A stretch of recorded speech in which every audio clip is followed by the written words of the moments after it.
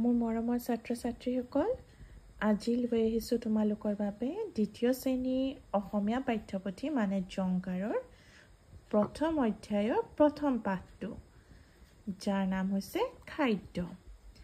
এতিয়া তোমালোকৰ খাদ্য পাঠটোত যোৱাৰ আগতে এখন ধুনীয়া ডাঙৰ ছবি আছে আৰু এই ছবিখনত বিভিন্ন ফল-মূল, শাক-পাচলি আছে। তোমালোকে নিশ্চয় দেখিছাই কি আছে। তাৰ ভিতৰত কিছুমান আমি শাক-পাচলি বা ফল-মূলৰ নাম কওঁচোন আহা। প্ৰথমতে আমি কি দেখিছোঁ? কঁঠাল, হয়নে? তাৰপিছত এয়া গছত কি লাগি আছে? আম। এয়া জাতিলাও। চাৰিওফালে ৰঙালাও। এয়া দেখিছানে? মাটি কঁঠাল। তাৰপিছতে এইফালে লাগি আছে বেঙেনা আৰু এয়া জলকীয়া লাগি আছে। এই ছোৱালীকেইজনী কি কৰিছে বাৰু? আম কাটিবলৈ লৈছে, হয়নে?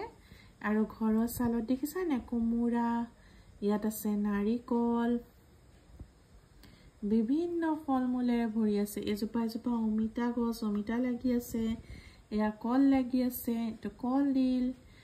এয়া শাক-পাচলি বুটলি পেলাই বিকিবলৈ কাৰণে নিছে মানুহজনে। তাৰপিছত ল'ৰাকেইজনে কি কৰিছে? সেউজীয়া পুৰা তাহাঁতৰ মানে যিখন শাক-পাচলি বাগিচা তাৰ মাজতে অকণমান জেগা উলিয়াই খেলিছেও। ইয়াত ঝুলনা বান্ধি লৈছে, ডাঙৰ গছত দেখিছা? ঝুলনা বান্ধি পেলাই খেলিছে। এই ল'ৰাটোৱে কি কৰি আছে বাৰু? জাতিলাওটো ছিঙিবলৈ লৈছে। তাৰপিছতে এইডাল দেখিছানে? মাৰি এডাল আনিছে। মাৰিডালে কি কৰিব বাৰু? মাৰিডালৰ সহায়ত আম পাৰিব বা কঁঠাল পাৰিব, হয়নে? মানে চব নিজৰ নিজৰ কামত ব্যস্ত। ইমান ধুনীয়া ভৰি আছে পুৰা শাক-পাচলিয়ে জেগাডোখৰ, দেখিছা? এতিয়া আহা পিছৰ পৃষ্ঠালৈ। ইয়াত তোমালোকৰ বাবে এটা অতি ধুনীয়া কবিতা আছে। কবিতাটোৰ নাম কি? মিঠা ফল, টেঙা ফল। আমি চবে ফল খাই ভাল পাওঁ, হয়নে?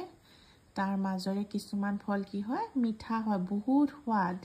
আৰু কিছুমান ফল কি হয়? তাৰ সোৱাদটোৱেই টেঙা। তাৰ উপৰিও কিছুমান ফল থাকে যাৰ সোৱাদটো কেঁহা। আহাচোন এতিয়া আমি লগে ভাগে এই কবিতাটো গাবলৈ চেষ্টা কৰোঁ।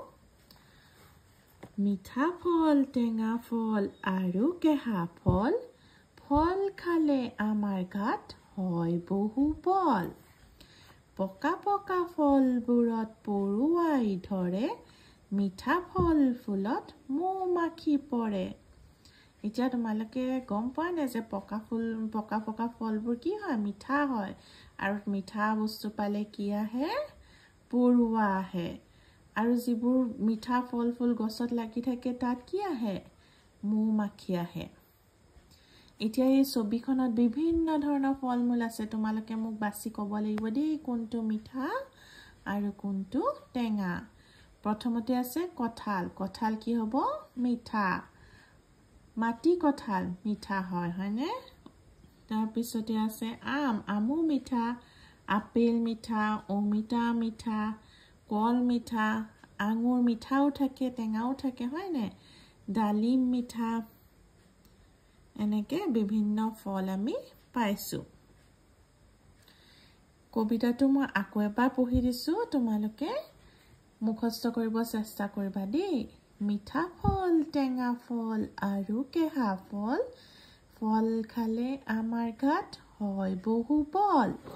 পকা পকা ফলবোৰত পৰুৱাই ধৰে, মিঠা ফল ফুলত মৌ-মাখি পৰে। ঠিক আছে, তেতিয়াহ'লে আজিলৈ ইমানতে আমি সামৰিছোঁ। পিছৰবাৰ আমি ইয়াৰ ক্ৰিয়াকলাপখিনি লৈ যাম, হ'বনে? ঠিক আছে, ধন্যবাদ।